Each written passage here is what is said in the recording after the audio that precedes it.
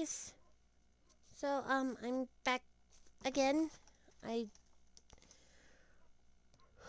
I hope this is coming through okay.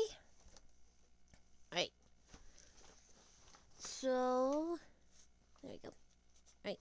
So we're back to read some more of Recipes of Life from Free Poker by Jag Jaggerson and Matt Goodwin. And if this is your first time tuning in, you can definitely catch these on my YouTube channel under the same name to catch up. And the same goes for YouTube. I stream on Twitch once in a while when it's been once a week now when I can get certain things to work. Okay. All right, so here we go. I think making sure I'm on the right page. Yes, I am. All right, here we go. During the first break of our fourth or fifth game at the Whiskey Exchange, Slick and I were hanging outside under a large umbrella that was weather-worn and faded from the intense Colorado sun. It was the only place to try in vain to stay away from all the Mary Jane smoke. While we were talking, a couple of players we had seen at the tables emerged from the shadows of the overhead parking lot lights and asked if we were interested in joining a cash game on Saturday. I immediately thought, boom, we had proved ourselves at the tournament enough to get invited to a cash game. But a couple of the regulars, it is a great time to be alive. I immediately said that I was ready to play in a cash game and wanted to know the details on when, where, and how much the blinds were. Slick was slow to respond and said he would check his schedule and let them know the next morning. After they left, I asked why the hesitation. We have played well enough to be asked to play in a cash game. This could be an opportunity to get in the door. Slick said quietly said, or maybe we look like the biggest suckers at the table. Why are they really inviting us? I could not believe that Slick wasn't as excited as I was to play in the game. I was pretty excited. You could say I was acting like a puppy, begging for a milk bone treat. In the past, Slick had a lot of run-ins with shady games, shady dealers, and shady players. His radar was always up, and I eventually learned to listen when he had reservations while we were still on the second break. The players came up again, did a full court press on Slick to get him to confirm that he was playing. He wasn't playing hard to get. He generally thought these guys were up to no good. He asked a lot of questions as to why they were asking us. Was it a regular game and a couple of regulars could not play? How much were the blinds? Was it no limit, and how much should we bring to the game to play it right? I was impressed that Slick was asking so many questions, and yet it seemed like it was overboard. At least it did at the time. After a few days, Slick finally agreed to join me and go the game. As we drove up to the house, the lack of streetlights on the block made for a dark, gloomy night. It also made it hard to figure what was running up to Slick and I at full throttle the second we got out of the car. As I slammed the door shut, I saw a monster of a black lab lumbering toward me. The owner at the screen door and yelled, "Hey Kong, be nice." The huge black lab turned into a puddle of goo and wanted his belly rubbed. Well, that is a good sign. However, the dog wasn't going to be a player poker. On the way to the front door, Slick mused that there were over 60 players in the bar and they invited us to a cash game. He still wasn't convinced that this game was on the up and up. After I rubbed Kong's belly, I looked up at Slick and said, "Relax, let's go have some fun and make some money." We walked in and two players greeted us. One introduced us to his wife and said, "Welcome to our home. Enjoy your game tonight." I asked if she was going to be playing, and she said no, she was going to be in the other room watching a movie with their kids. I looked over at Slick and gave him a look that said, "See, I told ya." The owner of the house gestured with his hand for us to go into the next room. It was a nice-sized dining room and perfect for the round top cover. Perfect for the round poker top cover over that was set on the table. It was a nice setup with clay chips and nice cards. This was a lot better than the Whiskey Exchange, where we all met already at the table with 3 other players from the Whiskey Exchange.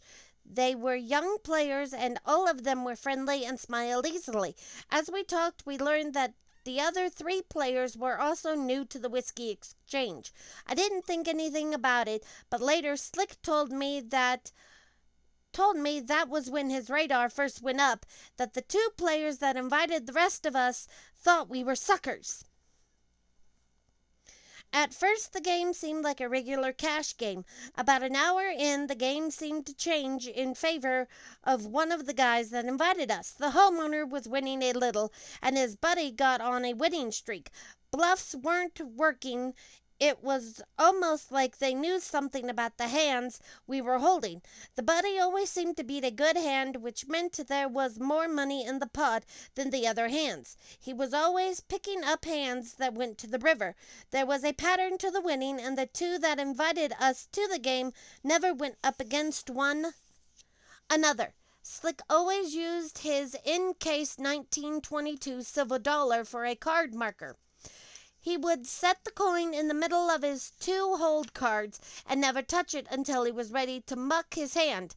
Slick never touched his marker because messing around with a marker is sometimes a tell for other players. Slick never picked his marker back up during the hand ever.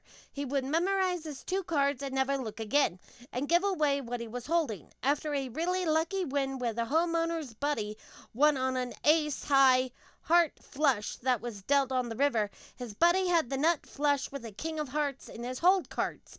Slick made eye contact with me as the rest of the table was whooping it up over the 2 good hands. He picked up his 1922 silver dollar, looked at it, and then looked back at me with his intense blue eyes slightly squinting. The next hand he casually picked up and placed it on a different area of his hold cards. What was he doing? Then I figured it out. Slick thought they were signaling to one another the card they had in their hands. He still had a smile on his face and kept up with the banter, but his eyes were less laser-focused watching the 2 players. When it was time for the homeowner's turn to deal, Slick had his eyes glued to the deck of cards and watched every card being dealt, his blue eyes not blinking. Even I heard a slight snapping sound coming from the deck. There it was. He was not dealing from the top of the deck. Slick and I both mucked our hands, and Slick put his hand up like, "Don't say anything, I want to do this." After the hand was completed, it was my turn to deal. I wasn't going to deal until Slick had a chance to speak. With everyone's undivided attention, he started off by asking the table, "Has anyone seen the movie Rounders?" I am thinking, keep it cool, Slick. Everyone at the table said yes. What a great movie. A couple of the young guys immediately quoted a couple of the lines from the movie. Slick got the attention of everyone at the table again and started talking with a sarcastic chuckle in a low voice, and every word properly enunciated. "I find it interesting that Worm got away with cheating those college kids out of their money. They didn't do so well with the highway patrolmen. They really got the crap beat out of them. Blood everywhere, broken noses." The table was now completely silent, and the homeowner took an unexpected deep breath. Slick continued, "Your family is in the next room, and I don't want to let them hear their daddy cheats at cards. Here is the situation. Chief and I will give you our chips, and you give us the money we started with. Nothing will be said about this night, including with the 3 gentlemen that are sitting around this table. I frankly don't have the time or patience to talk about it again with anybody." The homeowner didn't say anything. He just quickly got up and retrieved the money from the teddy bear cookie jar that he used to keep all the cash. He handed it over, and Slick and I got up from the table to leave. Slick looked over at the over 3 young players and said, "Do you want to do the same or keep playing? If you want to leave right now, I am sure you can get your money back." The 3 sat there slack-jawed at what they just witnessed. Slick and I started for the front door, and Kong came running towards us. Slick gently patted Kong's head and said, "Nice to meet you, Kong," and kept walking out the door. There was silence the entire way to the car. A few blocks away from the house, I admitted, "Okay, you may be right about those guys." Slick laughed and shook his head and said, "No harm, no foul. I bet they will stay away from us at the Whiskey Exchange." And they did.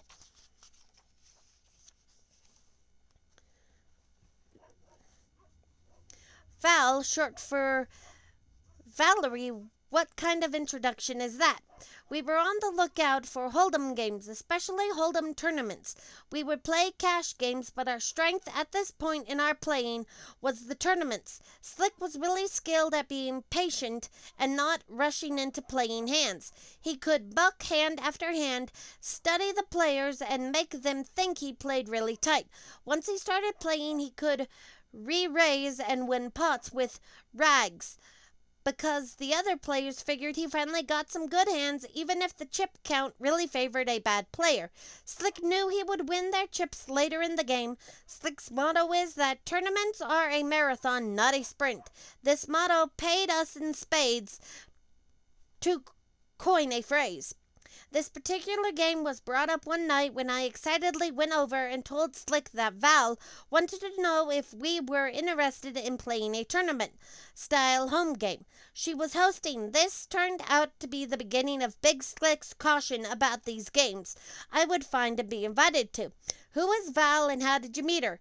was Slick's reply. "Once again, we were invited to a game from one of the players at the Whiskey Exchange." I said, "You know Valerie from the Whiskey Exchange?" "No, I don't know. Remember, I am the married guy that loves his wife." He had me there. I explained she was the one that was wearing that pink blouse that sat at my table last week. "Again, I have no idea who you are talking about, but please continue." Slick was not eager to get into another home game after the last one with the 2 con artists. I said, "It's going to be a tournament-style game with a 25 buy-in, so it wasn't like the last time with a cash game." She also said 60 to 20 players would be there, most from the Whiskey Exchange, and was careful to mention that Anthony wasn't invited. I could tell Slick was now interested, so I thought this might close the deal. I told him that she had never hosted a Hold'em party, and she loved to cook and was going to provide a feast for everyone before the game at her house. We saw her at the Whiskey Exchange, and I formally introduced her to Slick. She was very nice and very excited about cooking for everyone. Valerie made sure to tell everyone not to eat before the game because she was going to be cooking all day. When we arrived for the tournament, Val poked her head out of the kitchen, said hi, and let everyone know she would be out soon with snacks and that we could start the game. There were at least 15 players milling around the small living room, getting restless to play. She yelled that someone could count the cards and figure out the value of the chips and the starting money. As Big Slick and I often said, this wasn't our circus, not our monkeys. So he and I stayed in the background as other players got the game ready to go. A couple of guys that knew her took charge and asked if buy-ins could happen. Everyone agreed. We also agreed that what percentage would go to the winner. Second, third place, and fourth place. An hour after the cards were in the air, when Val brought out the buffet snacks, everyone found out her name should have been Valerie the Vegan. There was a veritable smorgasbord of snacks, but no meat or anything that Slick wanted to eat. Big Slick was amused by the whole thing, but he wasn't going to touch any of the food. In contrast, I was chowing down on the buffet. I yelled to Big Slick, "Hey, Big Slick, you gotta try these Nashville hot cauliflower bites." Big Slick looked up at me, didn't say a word, smiled with bemusement, and looked at the flop in the middle of the table. All in all, it was a fun night. We knew that we could play at the table and look forward to other opportunities to play at home games. Val would not forgive us unless we included her almost famous recipe for cauliflower hot wing bites. Cauliflower hot wing bites. credited Valerie. Ingredients: 1 small head cauliflower broken into small florets, 1 cup all-purpose flour, 1 teaspoon paprika, salt and ground black pepper to taste, 2 cups almond milk or as needed, a half cup breadcrumbs or as needed, optional, 2 ounces vegan margarine such as Earth Balance, 1 8-ounce bottle Frank's red hot sauce ranch dressing for dipping. Directions: preheat the oven to 450 degrees Fahrenheit, 230 degrees Celsius. Line a cookie sheet with parchment paper. Mix flour, paprika, salt, and pepper together. Add enough almond milk to create a slightly thick, soupy texture. Place breadcrumbs in a shallow bowl. Dip cauliflower pieces one at a time into the batter, then roll in breadcrumbs. Place on the paper prepared cookie sheet. Bake in the preheated oven until starting to brown, 15 to 20 minutes. While wings are baking, melt margarine and whisk together with hot sauce. Reduce oven temperature to 425 degrees Fahrenheit, 220 degrees Celsius. Dip wings into the sauce and place back on a cookie sheet. Continue baking for 10 to 15 minutes. Serve immediately with a side of ranch dressing if desired. Did it? No, it didn't. Okay. It's just a little slow on the uptick. Okay. Sorry, I figured out a way not to turn my phone. So I have the other phone running Twitch in the background so I could see messages. From the first game we played at the Whiskey Exchange, Big Slick and I knew the first place we landed was not the place we would stay. So we started asking around about other games. A couple of the players shared information on another game at a place called the Miracle Mile. The Miracle Mile was a little further away, but according to them, it had better tables, better waitresses, and better cards. As soon as I heard there were no paper cards, I was ready to go. The games at the Miracle Mile were different and were played on Thursday night. These games use the same point system you would find at nearly any bar game, but not the Whiskey Exchange. Everyone received a point for signing in. Then if you made the final table, you would get a point, and you got a point for every position you won at the table. The winner earned 10 points, second received 9, and on down to just the 1 point award. At first, Slick and I weren't too worried about accumulating points, but then we found out that they counted for the quarterly game, which was a big deal. The quarterly game started with more chips than the regular games, and every point you earned was another 1,000 chips in your stack to start. This was better than gold to the regulars. The usual prize for the quarterly games were either bottles of decent booze, chip sets, t-shirts donated by clubs up in Blackhawk, or the like. The prizes were good, but the gold medal was bragging rights for the overall winner and 150. Sorry, slipped down a little, I think.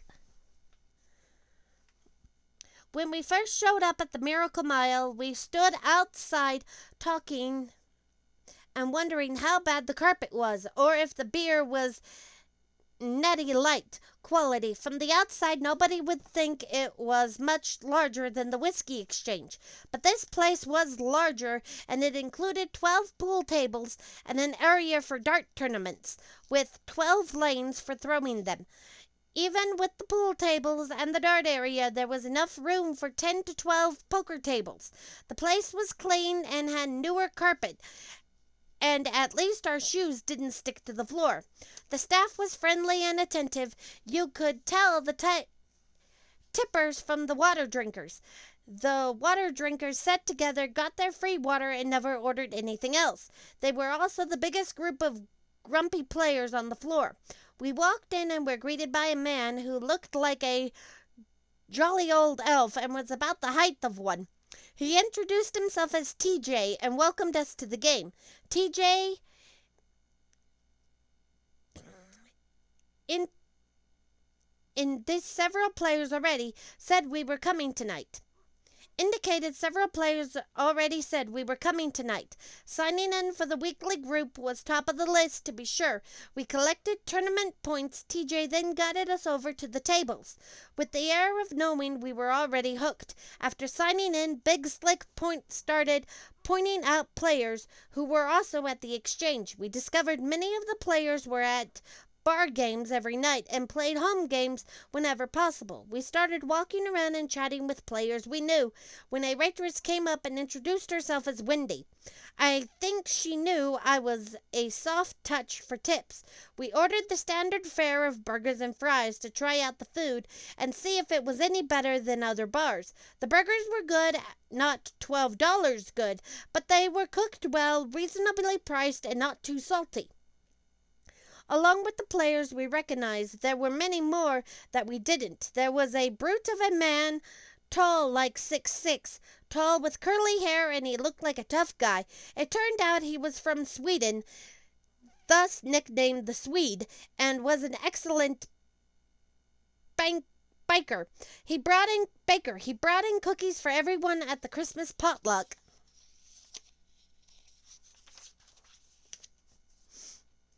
Game. Mike, aka the TV guy, always brought his iPad with him to watch TV while playing. Then there was Sam.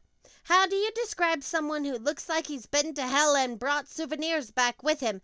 Sam was old, though he wouldn't tell anyone how old, only drank Jack and Coke and always sat in the same spot.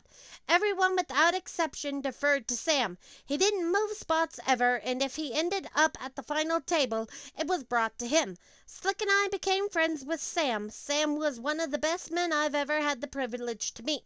Other players included Sandy and Jack, one of the couples who played. They were nice people, but Sandy was flirty and used her low-cut shirts to distract the other players at the table. No one but Slick complained about her tactics. Steve, the supplier, was another regular, and we got to see Anthony again. Yep, the same Anthony that played at the Whiskey Exchange. He was known at several bars, but not well liked at any of them. This guy would go all in, as it's referred to, with a pair of threes with a pair of kings on the board. It was a 60-40 chance he was bluffing, but if he won, he never let you forget it. Even at the Miracle Mile, Anthony was loud, obnoxious, smelled of his Axe body spray, and would whine about everything.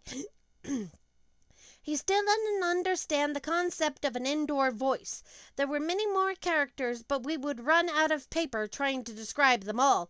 After playing several weeks at the Miracle Mile, it became our home base for free poker, and the Whiskey Exchange was in our rearview mirror. Sometimes we would change up our order and get a barbecue chicken sandwich instead of a burger.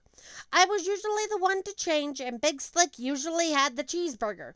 In honor of this, we have included a recipe for a fantastic barbecue chicken sandwich covered in coleslaw. Grilled/smoked barbecue chicken sandwich with coleslaw.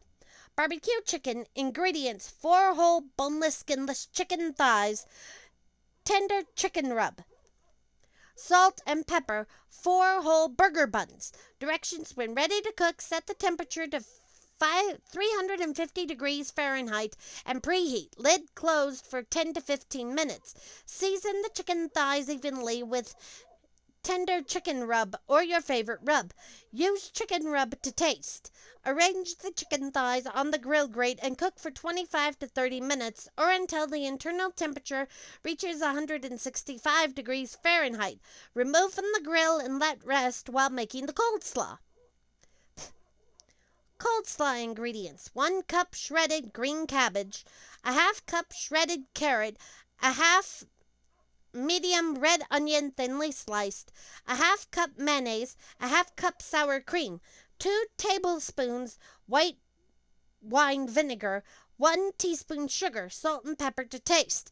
Directions: in a small bowl, combine mayonnaise, sour cream, vinegar, sugar, salt, and pepper. In a medium bowl, combine cabbage, carrot, and onion. Pour mayonnaise mixture over the cabbage mixture and stir to coat. Build sandwiches with coleslaw to taste. Add other toppings as desired. Let me try moving that back a scooch. You can definitely see my hand. just barely see my head. Sorry about that. I'm in a new position. Might have to try a different one next time. Whoops. Now you can't see any of it. Okay, move it forward. At least you can see my head now. Okay. A little known thing about free poker is that there is always gambling, always. Slick and I started learning to really deal the cards in a tournament. Handle the chips and split the pots within seconds. We both made it a point to learn the rules so we could deal with the know-it-all players. One thing we couldn't figure out was the consolation game and why it was so popular. For a while, Big Slick and I couldn't understand why people would throw chips in a pot on a worthless hand, especially after the second break if they weren't doing well. We knew about the consolation games, the secondary games held after you busted out of the main game. Winners of these games would get 1 point towards the quarterly tournament, and that meant more chips. While this sort of made sense for the winner, it didn't really click. Why would you want to lose to get there faster? There was a group who were nearly always at the consolation tables. I'd even seen one guy doing well and could have probably made it to the final table. Just start making terrible plays. I thought he may have needed to leave for some reason, but no, he ended up at the consolation table that night, winning the point at the end. He seemed overly jubilant about winning 1 point. Things started to make more sense when Slick pointed out that just before every consolation game, most or the entire group would disappear outside for a small break, even if they didn't smoke. After this break, they were always very eager, excited even, to get the cards in the air. Both Big Slick and I had played the consolation game before, and it was certainly different than the normal game. Players were more serious and much more likely to be emotional while playing. One night, Sam filled in the last piece of the puzzle for us. They were playing for money. Suddenly, it all made sense. We exchanged incredulous looks, and I glanced around at the bar. All the no gambling signs were there. TJ, who ran the games, nearly always announced that gambling was not allowed at the bar, being very adamant each time it was brought up. We knew the bar could get into a lot of trouble and get fired, and even fined and even shut down if anyone was caught betting real money on the games. Sam told us the reason everyone disappeared before the game was to handle the money outside of the bar. This way there were no prying eyes and the bar would have plausible deniability about the actions. He looked at me and laughed, probably because my mouth was still hanging open and my eyes were as big as saucers. "How do we get in?" I asked while Slick rolled his eyes at my eagerness to be involved in the ludicrous activity. Sam laughed and called one of the regulars over and told her we would love to be in the consolation game. All it took was a word from Sam and we were in. That night I decided I'd bust out of the main game early and try this other game out. Both Big Slick and I had set in the games before, but this would be different. Cash was now on the line, even if it was only $10. It was the principle. I was out of the main game before the second break, and I watched Slick and Sam look at each other and laugh as they watched me get up and head straight outside to hand over my money. I ran into Anthony outside in the smoking area, and he made a very loud and derogatory statement about me, my playing, and how long I would last. I was frustrated, so my retort was not elegant, but it made everyone except Anthony laugh. He threw his cigarette down and, frowning, said he would see me at the table. I handed my money over to the keeper and headed back to get into my spot. The game started like any other. Unfortunately, Anthony set 2 spots down on my left. Not a good spot for me, but a good spot for him to aggravate not only me, but everyone else at the table. He was making his brag about how he would take me out first and then win the game. Nearly every time I was the big blind, Anthony would go all in, shoving his chips into the center of the table while everyone groaned. After about 4 times of this, you could see other players getting frustrated and angry with him for being a jerk. Not that it was a change, but having such a need to take me down was really getting to him. I wondered if I would be allowed to play again after tonight. Patience is key in poker, and my chance came when there were only 5 of us left. I was the big blind and had KK for my hold cards. Hole cards. Anthony smiled big and did his all in. This time Mike, the TV guy, was done with his antics and called him. Everyone else folded, and when it was my turn, Anthony was egging me on. "What are you, still chicken? You haven't called me all night." I smiled and called him, throwing a chip in the middle. Anthony and Mike looked surprised and then a bit worried. When we turned over our cards, Anthony had a pair of 4s and Mike had 10 jack. I was in the lead, but it was anyone's game. The play had drawn some attention, mostly because Anthony was finally silent as the cards for the flop were laid down. Mike and Anthony scored as there was a 4, 10, and ace. The turn was a 6, so it came to the final card in the hand, the river. Remember, this is the card that can make or break a hand, turning a player into a jubilant winner or an emotional loser. Mike was behind and would need a 10. I need a K, and Anthony was set. He was making his brag, jumping up from the table and being extra loud, drawing TJ's and Sam's ire. The dealer took a sweet time in laying down the final card, the river card. As she turned it over, everyone could see the king. Anthony went from jubilant to an emotional loser in less time than it took me to smile. The stream of cuss words he spewed would make a sailor proud. He accused me of cheating, sleeping with the dealer, and just about anyone else he could think of. I just smiled and said, "Got lucky, thanks for the chips." TJ was coming over, and Anthony, seeing his rants were drawing too much attention, sneaked out from like the skunk he is. As he passed me, he said he would see me next game. I had knocked Mike out as well, but he would see me next game. I had knocked Mike out as well, but he just said, "See ya," picked up his stuff and left. This left 3 of us, and I had a major chip advantage. The rest of the game was not special. I did end up splitting the winning pot with second place, and we all called it a night. I stood up pretty happy with my first consolation game, only to see Sam and Slick standing at the bar watching how it all went down. I smiled at them, and they raised their glasses in salute. Anyone who made Anthony that mad deserved a salute. We went outside and collected our ill-gotten gains, and I headed back in to have a Coke and talk it over with Sam and Big Slick. I knew I'd be back, but I wondered when Slick would throw in and play. After the debacle at the Whiskey Exchange that first night, I decided I would learn how to deal, and not only that, but I would also be very good. I started by figuring out a few things myself, but I knew I wanted to learn more, and if I wanted to move up, I needed more help. I figured that I could be a professional dealer at some point. My first lesson in nearly everything came from books. I'm an avid reader, and I'll read just about anything except vampire romance. Not that ever. So I started with the Professional Dealer's Handbook, then Dealer's Choice. I graduated to all 3 of Harrington's books with a refresher on the super systems of poker.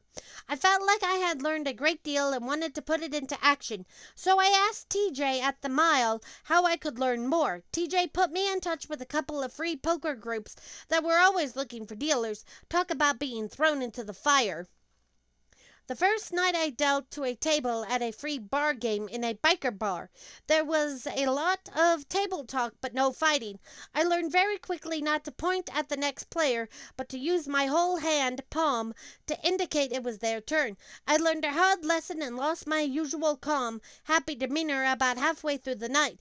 People were busting out left and right, so the tables got shuffled around to balance everything out. We were down to 4 out of 8 tables, with 7 players at each table. When 2 more people went out, I ended up with a new player at my table who stunk like no shower for 2 weeks stunk. His attitude was as unpleasant as his odor, and everyone at the game just wanted him to leave. He downed 2 beers and 3 shots of Jim Beam in the span of 15 minutes and then let loose on the other player next to him. She had bumped him accidentally, but you would have thought she stabbed him from his reaction. This yelling upset her, and her boyfriend, who decided her virtue was more important than the game, launched himself over the table at the stinky guy. The melee didn't last last more than 30 seconds, but crikey, it was intense. Bouncers showed up, people scattered, phones were out recording, and I stepped up and back from the table. When things settled down, we were down 2 players, and they were both ejected from the bar. I wondered what to do with their chips, and then when I looked at the table, I knew something was off. There were 2 stacks that had way more chips than before. Everything began. I called the owner of the game over and asked what we should do. Neither of the players whose stacks were being questioned were happy, but they kept to themselves. We asked for phone videos and checked CCTV to see what may have transpired. One person got up and walked away from the table and out of the bar, but the other held on to his innocence. Through the videos, we determined that 3 players moved stacks of chips around the table, not just to their own stacks, but to others as well. Since we had no way of knowing the current counts, the owner decided to disqualify the entire table. This was met with outrage, since at least 4 of them had nothing to do with what happened. But she stuck to her decision. The 3 who moved the chips were banned, and everyone blamed me. I felt bad, but wasn't ready for this level of shenanigans.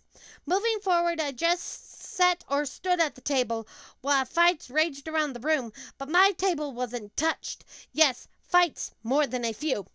I started dealing 5 nights a week for 2 different games and playing on Thursdays at the Miracle Mile. My dealing was getting good, but I stayed away from dealing at the Mile because dealers had to deal and play.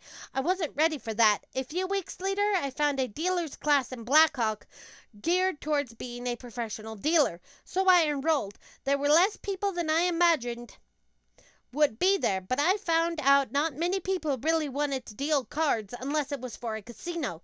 Free poker nights and home games were not what they wanted. I just wanted to be good, no matter where I was dealing. So there I was. Thankfully, the course was not just about how to handle the cards, of course. The nuances of presenting cards and splitting pots was discussed, but as I had discovered, a very important dealer skill is handling players. Part of the dealer education is how to defuse an upset player, which comes in very handy at or away from the table. I had witnessed fights, drinks thrown, and a lady who showed up looking for her husband, whom she found kissing one of the other players outside on break. I am not sure what happened with that relationship or with the other disagreements. I stayed out of all of them. I could, but sometimes you have to get involved. I stayed out of all of them. I could, but sometimes you have to get involved. Those are stories for another time. Once I came back from school, people would come to a bar early if they knew I was dealing. I became popular and got more than a few free sodas. My motto was, "You shouldn't drink and deal," which I edited from Arnold's line, "You shouldn't drink and bike," from the movie Raw Deal. Not all dealers shared my motto. I noticed that some of the dealers tried to drink more than the players. Dealer school paid off, and not just in free sodas. I was faster and more accurate than others. Not everyone, but most, being good made me popular, and being popular was advantageous, as I was invited to deal for home games. I had a set price plus tips if they wanted to throw them in. The most I made in one game was up in Thornton. A group of buddies were reuniting over a major event for one of them and wanted someone to deal a cash game for them.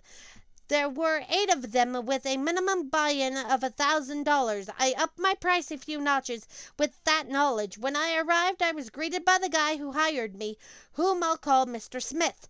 Mr. Smith took me into the kitchen and introduced Jake.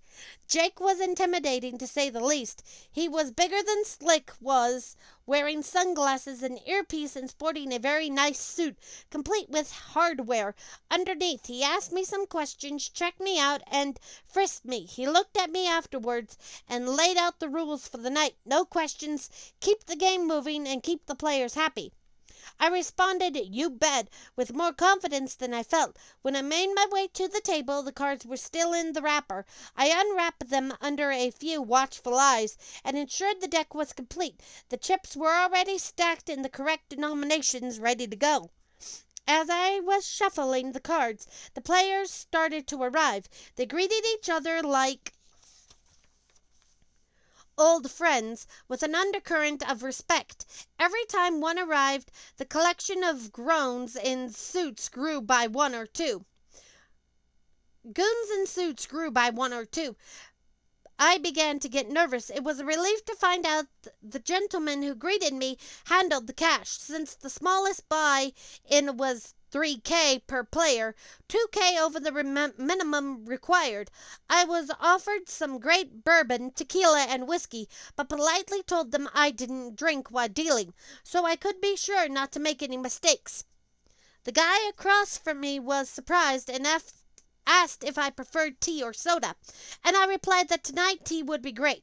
He called one of the guys over and asked him to go get some tea since they didn't have any on hand. The group drank little, laughed a lot, and had some very tasty and very expensive snacks that were passed around. We had a break every 90 minutes to stretch and relax. I didn't wander far in the house, and I didn't have a chance. It seemed everyone wanted to know all about me. I felt like I was at a job interview at nearly every break. In the end, over $30K changed hands that night, and as they left one by one, I found my tips increased. Apparently, they enjoyed how I handled the game, and I was invited to the next game. I haven't heard from them yet, and I'm not sure if that is good or bad, since I took home over $30K that night. Not bad for 8 hours of throwing cards. Since then I have dealt for other home games, birthday games, and bar, but none ever topped that night. As they said, practice makes perfect, and I became a good dealer. I was asked to deal quite a bit, but after dealing free poker for 6 or so days a week for a year, it got old. I still deal the occasional home games, and sometimes I deal them for a good burger with fries.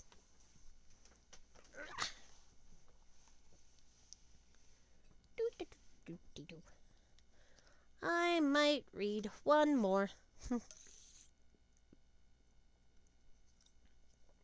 Just getting my water. Okay. I'll read one more.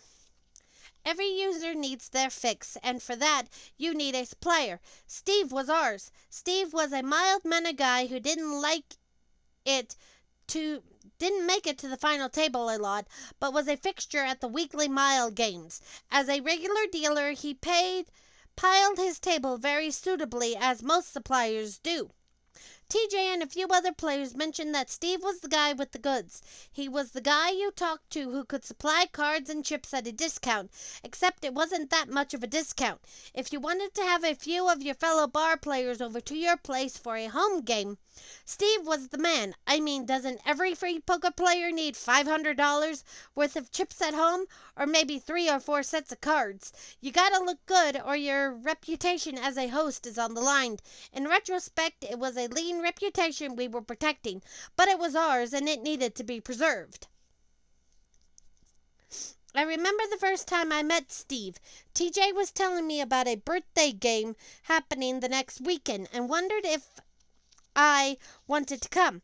I asked if they borrowed chips from the bar, and TJ laughed, saying, "No, Steve's the guy to see for chips." It was an ominous laugh, and I should have known my relationship with Steve would be costly. During the next break, TJ took me to meet Steve. He was a bearded guy, quick with a smile and a glint in his eye.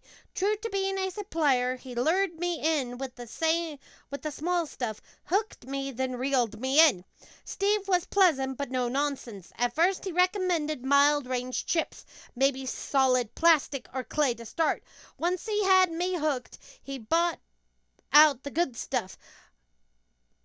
Composite chips with a metal center, so they were 13.5 ounces regulation weight. If you play a lot of poker, you'll know the difference. It's like comparing Starbucks to Folgers coffee. Like I said, the good stuff. I was so excited I bought 3 sets on the spot along with 3 sets of cards because why not? Everyone needs 3 different sets of chips with a case and cards, right? There were many different designs and I settled on the standard design. Subtle but classy. Well, as classy as poker chips can be, at least. The order was placed and in 2 weeks I got a call. It was short and it seemed like one of those calls that would have been appropriate showing up on a pager back in the days before cell phones. I made my way to Steve's the next day. On the outside it looked like a typical suburban home with an RV in the driveway. We made our way to the basement and it was not typical. Steve had several old-style video games, a pool table, and a new electronic pinball table set up with 25 different retro games on it. My stuff was buried on the pool table under a few paper and chip cases. Oops, excuse me. My favorite of the 3 sets was the mahogany-style case with a cheap key and copper look. Stylish and gaudy with black chips inside. I was in heaven.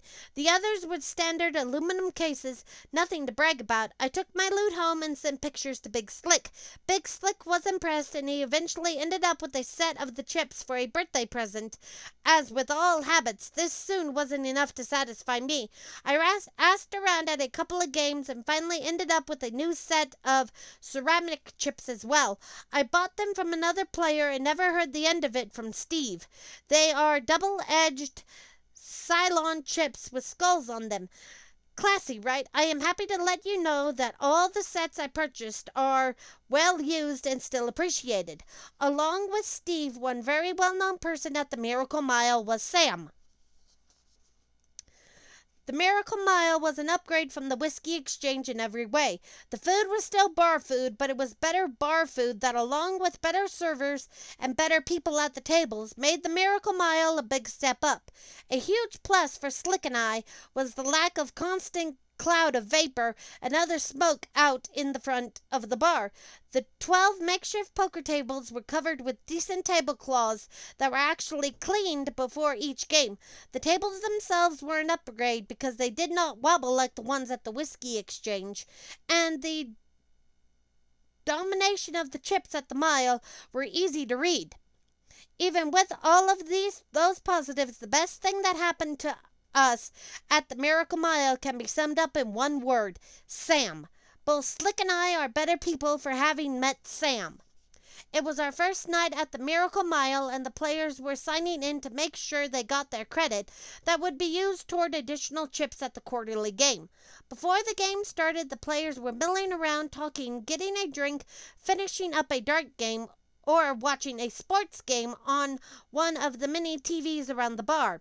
Then there was the man sitting at the table, sipping on a freshly poured Jack and Coke and watching the players before the game. As he sat very upright and alert, everyone, and I mean everyone that passed by, said, "Hi, Sam, good evening. Sam, great to see you, Sam. Good luck tonight, Sam." It wasn't hard to figure out this older gentleman's name was Sam. Slick and I soon found out that Sam never missed a Thursday night game and sat in the same spot every time, no exceptions. Most of the time, the same players sat at a Sam's table, and nobody sat at the table without approval from Sam. At the Miracle Mile, players did not draw for a seat assignment, but sat wherever they wanted.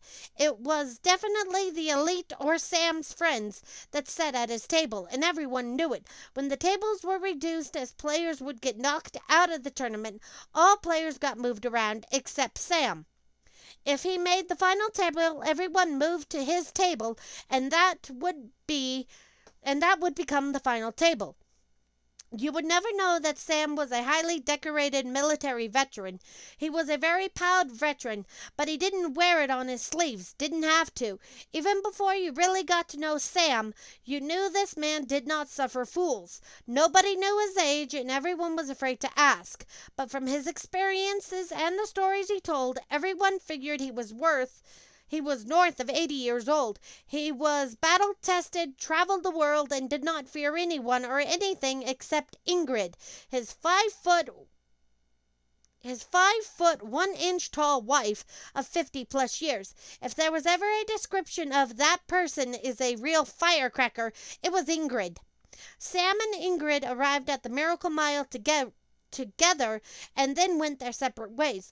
They had a tremendous marriage and love for one another, but poker is poker and marriage is marriage. Similar to a popular professional athlete that gets traded to another team, he is welcome in, he is friendly with his old teammates, but the minute the game starts, they are competitors. Sam and Ingrid sat at different tables across the room from one another. TJ would avoid putting them at the same table until it was absolutely necessary. It didn't happen often that they were at the final table together, but when it happened, it was a big-time treat for everyone. Everyone usually followed the unwritten rule that once you got knocked out of the game, you left the poker area. The exception was when Sam and Ingrid made the final table. Everyone would surround the table to watch these two have a battle of wits over cards and clay poker chips. Sam was soft-spoken and didn't talk a lot. He was never arrogant or aloof. He just measured what he said and didn't need to talk all the time.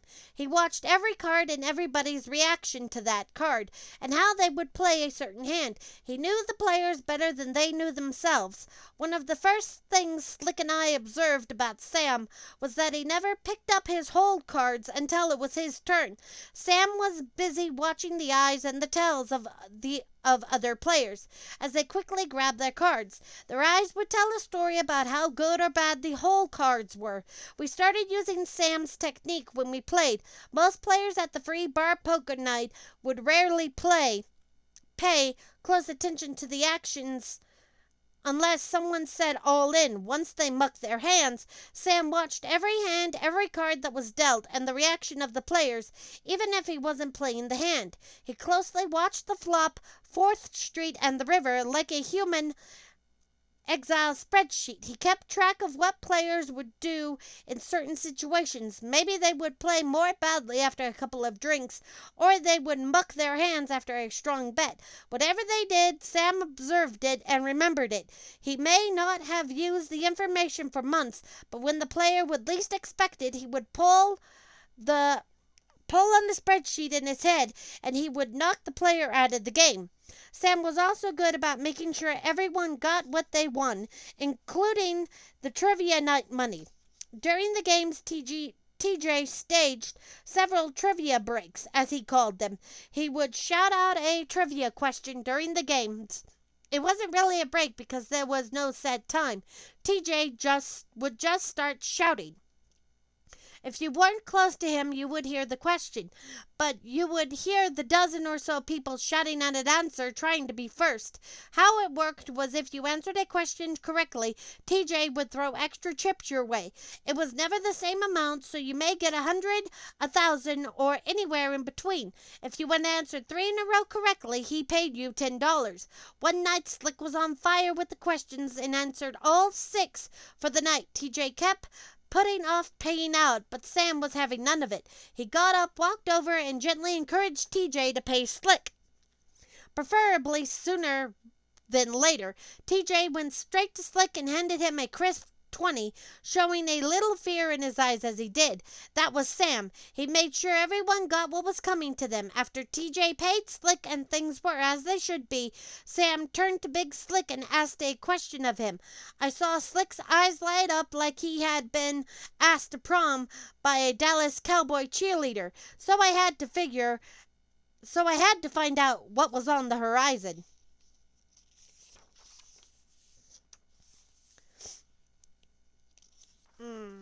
Okay. Slick Chief told me what Sam had said to him. I am going to Blackhawk to play a cash game on Saturday morning. Do you and Chief want to ride along?" "What did you say?" "Yes, we would love to go." "What did Sam say?" "Good. I will see you at 8 a.m. in the Miracle Mile parking lot. It's going to be a beautiful day, so I'll drive." Big Slick and I treasured our friendship with Sam. Since we were both veterans, Sam and I had an instant solid bonding. After the incident with Anthony, Sam and Slick also bonded. Slick and Sam shared a similar approach to right and wrong, being polite and respecting everyone. Over the last few months, we played cards at the Miracle Mile.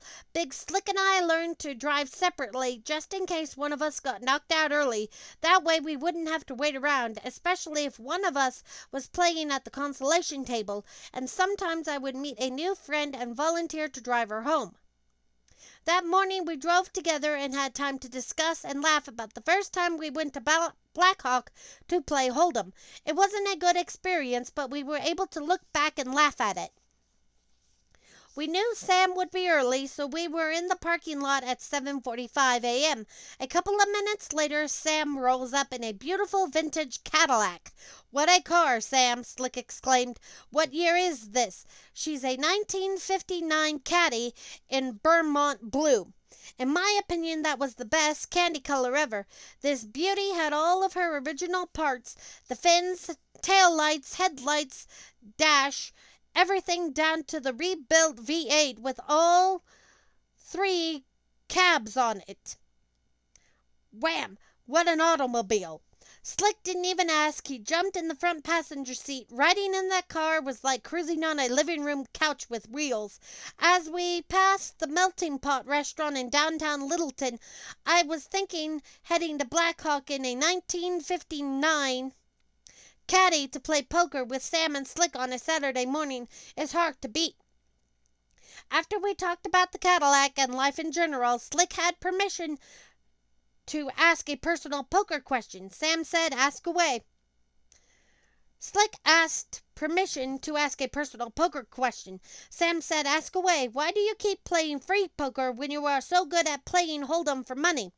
"That is a great question. Ingrid loves Thursday nights at the Mile, and she can play in a safe environment with friends. She doesn't like playing at the casino poker rooms. She likes playing for $40 in a consolation game and the home cash games. I, on the other hand, never take the free poker at the Miracle Mile seriously. Most of those knuckleheads will go all in with 2 face cards.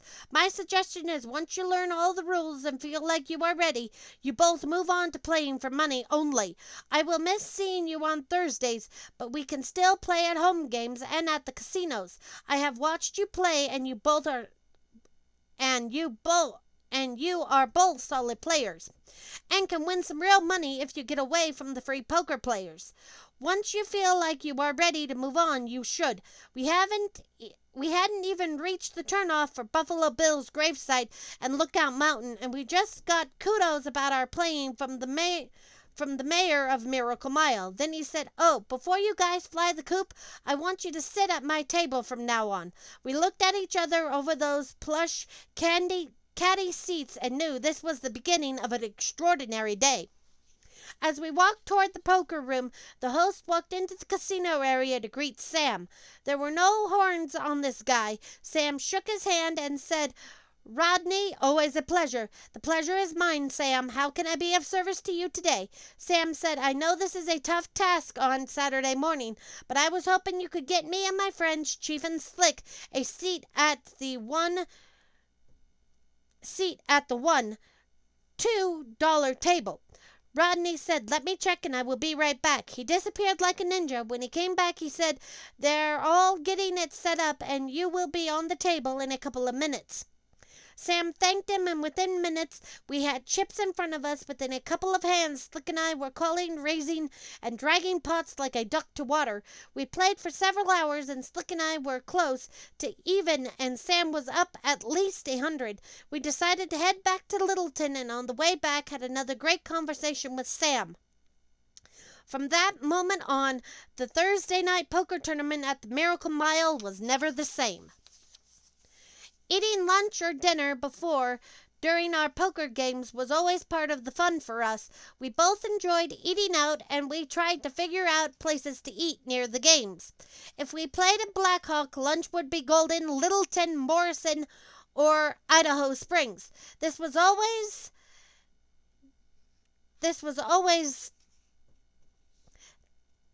delegated by how much we won. If we won and the time of the year, if it was ski season, that always played a factor in the decision on where we would eat. Getting caught in ski traffic on Interstate 70 can cause brain damage. Barbecue places are a bonus. We would split the bill if we both won. If only one of us won money or a voucher for free food, the winner paid. Sometimes we would make a bet over something trivial and the loser would have to buy. I quit playing actual trivia with Slick because most of the time it was a losing proposition for me. I brought him many dinners before I stopped that. It was mid-morning on Saturday, and we were ready to head back home. Slick and I had both made money at a cash game in Blackhawk and decided to stop and had lunch on the way home. We were driving along Clear Creek, and I said, "Hey, let's go to Nick's Cafe on Sims and get an Elvis sandwich." "You mean the sandwich with peanut butter and a banana?" I pressed. I told Slick, "No, that was an Elvis snack. This is the Fool's Gold Elvis Presley sandwich with jelly, peanut butter, bacon on sourdough bread." Slick was shaking his head. "Are you kidding me? I feel like I am in the Pulp Fiction movie and we are talking about a rollie with cheese. By the way, that gold record thing sounds even worse. I'll make you a deal. If you don't like it, I'll pay for it." I smiled when I said it because I knew that Slick couldn't pass up an offer of a possible free lunch on a queasy bet. I added, "Nick only takes cash." Big Slick smiled, and I could tell he thought it was another reason to love the place. We made our way down to Golden using Highway 6 and pulled into a crowded strip mall with very little parking. At the end of the mall was a beat-up sign proclaiming this was Nick's, and it needed painting 20 years ago. We walked in and the tiny place was packed. Every square inch of the walls was covered with Elvis memorabilia, which made it appear even smaller. There was one table left in the back corner that definitely wasn't big enough for us, but we managed to squeeze in at the table. We're not small, and it looked like we were two grown men forced to sit at the kids' table, as Elvis music was blasting through speakers that sounded older than the sign outside. The waitress made her way over to the table, welcomed us, and asked what we wanted. Slick said, "I'll have that Elvis thing and a Coke." I jumped in. "Elvis thing." Then I looked back at the waitress. "2 Fool's Gold Elvis Presley sandwiches, and I will also have a Coke." She left and I looked at Slick. "Elvis thing," and he laughed. The sandwich arrived with hot French fries, and you could tell immediately these fries are made the old-fashioned way, and they were really going to taste great. The sandwich is messy with jelly running out of one side and the bacon sticking out of the sourdough bread. Slick took a bite of the fries and didn't say anything. He figured out how to pick up the sandwich and took a lot smaller bite than normal. Again, nothing. He ate another fry and then took a big bite out of the sandwich. Taking a sip out of the Coke can, he said, "Okay, you don't have to buy my lunch. This is really good." Yes, I considered that a winning bet for me. On the way out, we met Nick, the owner. He was wearing a gold chain around his neck that Elvis gave him when he was a teenager, and he took the Fool's Gold sandwich to Elvis on his private jet. We enjoyed the lunch and returned more than once. In honor of eating at Nick's more than a few times, we've included the recipe for the Fool's Gold sandwich we recommend sharing. Fool's Gold Elvis Sandwich. The sandwich's connection to the singer Elvis Presley is the source of its legend and prolonged interest. According to the life and cuisine of Elvis Presley, Presley and his friends took his private jet from Graceland, purchased 30 of the sandwiches, and spent 2 hours eating them and drinking Perrier and champagne before flying home. The best way to enjoy the Elvis sandwich is to go to Nick's Cafe in Golden, Colorado. If you are not in the Denver area, here's how it is made. Ingredients: 1 loaf French or white bread, 1 jar creamy peanut butter, 1 jar grape jelly, 1 pound bacon.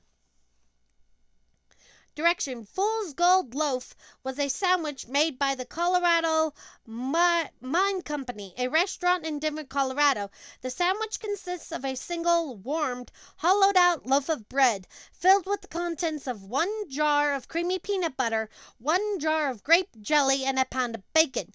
The estimate for this sandwich is around 9,000 calories.